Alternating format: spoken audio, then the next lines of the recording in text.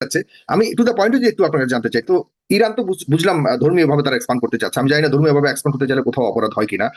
কিন্তু আমি যেটা জানতে চাচ্ছি যে এই মুহূর্তে ইরানের উপর যে হামলাগুলি করা হয়েছে, এটা কি ধর্মীয় কারণে হামলা করছে? মানে হলো এই এক্সপানশনের কারণে ইসরায়েল আর যুক্তরাষ্ট্র দায়িত্ব নিয়েছে যে ইরান কেন ধর্মীয়ভাবে এক্সপানশন করছে, কেন তাদেরকে মেরে ফেলো, এই ধরনের কোনো দিক এখানে তাদেরকে কেউ এখানে দিয়েছে?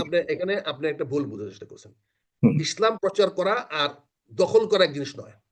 হুম, ইসলামের নামে একটা রাজ্যকে দখল করতে পারেন না, ইসলাম প্রচার করতে পারেন। হুম, হুম, প্রচার এবং দখল এক জিনিস নয়। ইসলাম হুম। বলে প্রচার করা হয় না, ইসলাম বলে দখল করা হয়েছে। আচ্ছা। আমাদের বঙ্গে মুসলিম প্রচার করা হয় নাই, সেটা তো আমাদের পরবর্তীতে হয়তো শাহজালালরা প্রচার করেছেন, হুম, আমাদের বিভিন্ন অলি আল্লাহরা প্রচার করেছেন। কিন্তু তার্কিরা কি করেছে, আলাউদ্দিন খিলজি কি করেছে? তারা তো দখল করেছে, দখল করে এখানে রাজত্ব বিস্তার করেছে। রাজত্ব বিস্তার পার্থক্য বুঝতে হবে।